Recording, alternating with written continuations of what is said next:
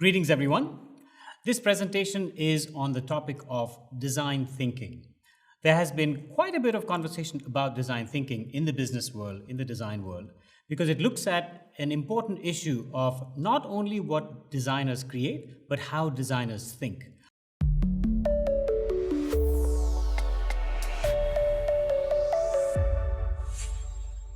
Are there some unique processes, some unique ways of thinking that make designers who they are?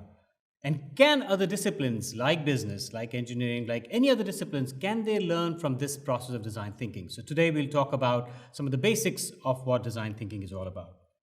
And in order to do that, let's ask a question of what exactly is design? Is design an art or is design a science? And to think about this, maybe we can look at an analogy. Maybe we can look at another whole different area called cooking. Now, if I was to ask you, how do you imagine cooking? Do you think of cooking as an art or do you think of cooking as a science? Well, clearly, as you think about it more, you'll realize that both art and science are involved in cooking. For example, if you're the kind of person who can open up a fridge and start looking at the ingredients inside the fridge and put a meal together based upon what you see, maybe you're using some of your artistic thinking, maybe you're using creativity in the process.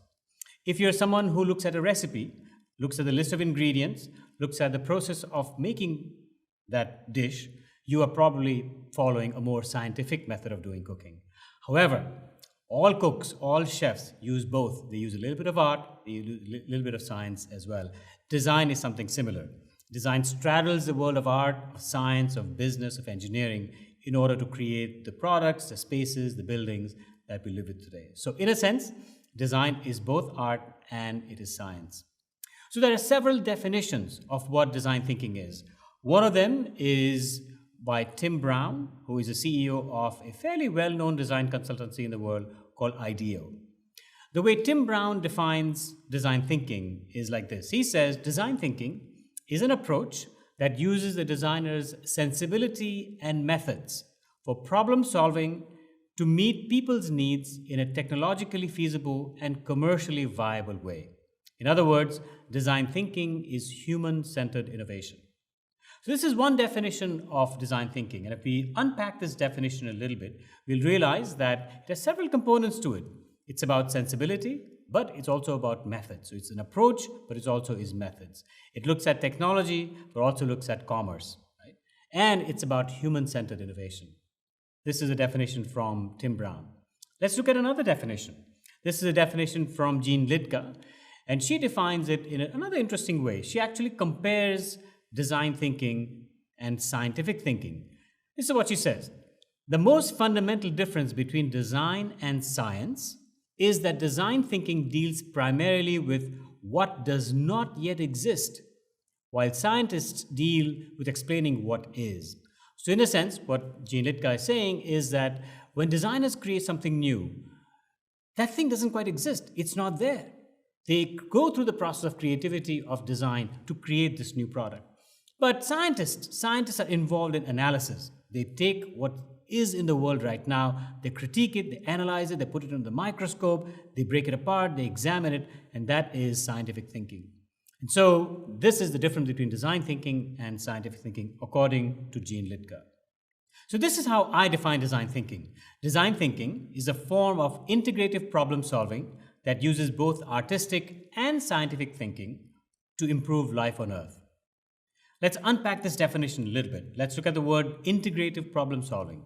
So when problems are solved, when a team takes on a new problem to tackle, that team often has to be multidisciplinary. They have to be people from a variety of perspectives, of ideas, of backgrounds to solve that problem. So, and design thinking is about integrating the perspectives of a range of people, a range of ideas, a range of disciplines. What kind of thinking is involved? Both artistic and scientific. So you need some creative thinking, but you also need some scientific thinking.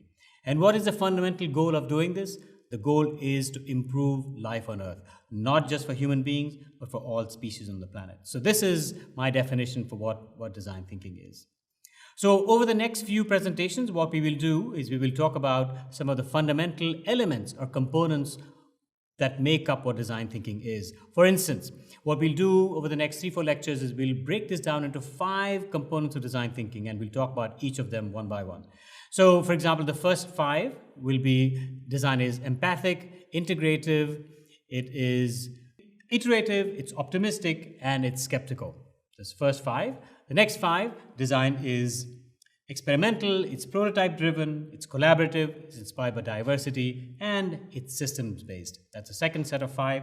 The third set of 5, design is inspired by serendipity, it's traditional as well as modern, it's convergent and divergent, it's at ease with ambiguity, and it breaks standards. So these are the 15 components of design thinking, and we'll talk about these in the next presentation.